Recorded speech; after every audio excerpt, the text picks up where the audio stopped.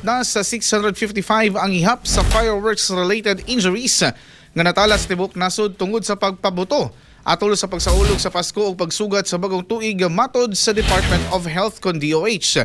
Kani taliwala sa padayon nga pagkolekta sa datos sa DOH Epidemiology Bureau nga natala gikan sa Disyembre 21, 2025 hangtod Enero 3 ning kasamtangang tuig 2026. Nga adunay kinatibukan nga 351 ka mga biktima nga nag-edad og 19 anyos paubos ug ang tanan nag-anto sa lain-laing sa klase sa paso o samad.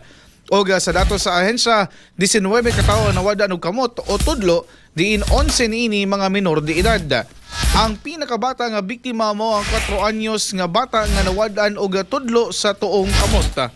Kadaghanan sa mga kaso gikan sa wala mailihing nga mga matang sa pabuto tungod kay ang mga biktima dili makahinumdom o makaila sa tipo nga gigamit.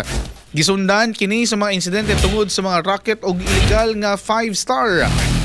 Hinoon sa wala sa DOH nga ang kasamtangang ihap mas ubos sa 20% kung itandi sa 819 nga kinatibukang kaso nga natala niadtong Enero 3 sa 2025. Kahinumduman nga o gipahinumduman ang publiko nga dadon dayon sa bisan kinsa nga maigo sa pabuto sa 12 nga tambalangan aron makakuha og libreng bakuna o aron malikayan ang tetanus nga kinahanglang ihatag sulod sa 8 ngadto sa 21 ka mga adlaw. Express, balita sa buntag. Express, balita sa buntag.